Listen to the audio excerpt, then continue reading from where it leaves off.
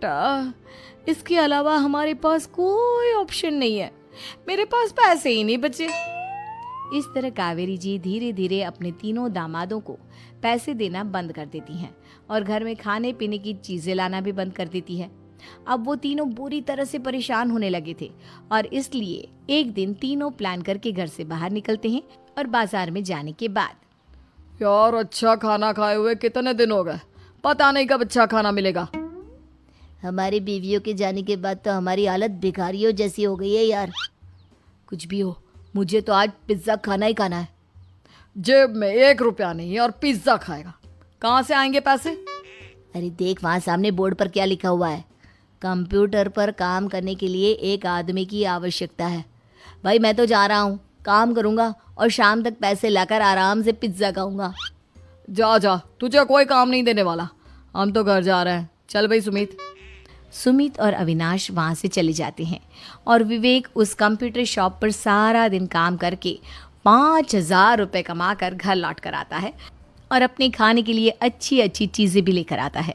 ये देखकर विवेक और सुमित के दिल में भी कुछ पैसे कमाने की इच्छा जागती है। अरे सुबह सुबह कहाँ चल दिए तुम? मम्मी जी एक बहुत अच्छी जगह मिली है, कंप्यूटर पर काम करने के 5,000 मिले थे कल मुझे। अगर रोज़ काम करूँगा तो पूरे 40,000 की तनख्वाह। अरे वाह, ये तो बहुत अच्छी बात है दामाद जी, आपको जाना ही चाहिए। सुमित और अविनाश विवेक को इस तरह तरक्की करते देखकर परेशान हो जाते हैं और वो दोनों भी काम की तलाश में निकल पड़ते हैं। धीरे धीरे उन दोनों को भी काम मिल जाता है। अब कावेरी के तीनों दामाद छोटी मोटी नौकरी करके अच्छा पैसा कमाने लगे थे। एक दिन कावेरी उन्हें अपने पास बुलाती हैं। अरे वाह, विवेक 40,000 कमा लेता है, अविनाश 60,000 और सुमित तुम भी 40,000 के आसपास कमा ही लेते हो। कुल मिलाकर तुम अच्छे खासे पैसे कमा रहे हो बेटा। हाँ मम्मी जी, बहुत मज़ा आता है जब महीने के एंड में मोटी रकम हाथ में आती है। पूछिए मत मम्मी जी, घर में रहकर रोटी बना बना कर और तो जैसा महसूस होने लगा था मुझे तो। हाँ बेटा, तुम तीनों की बात तो बिल्कुल ठीक है और जानते हो अब तुम तीनों की पत्नियां भी वापस लौट कर आने वाली है।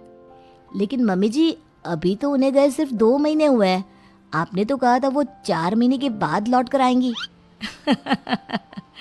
ऐसा कुछ नहीं है बेटा, मैं सिर्फ तुम तीनों को सबक सिखाना चाहती थी कि आदमी घर में बैठकर बीवी की कमाई खाता हुआ अच्छा नहीं लगता।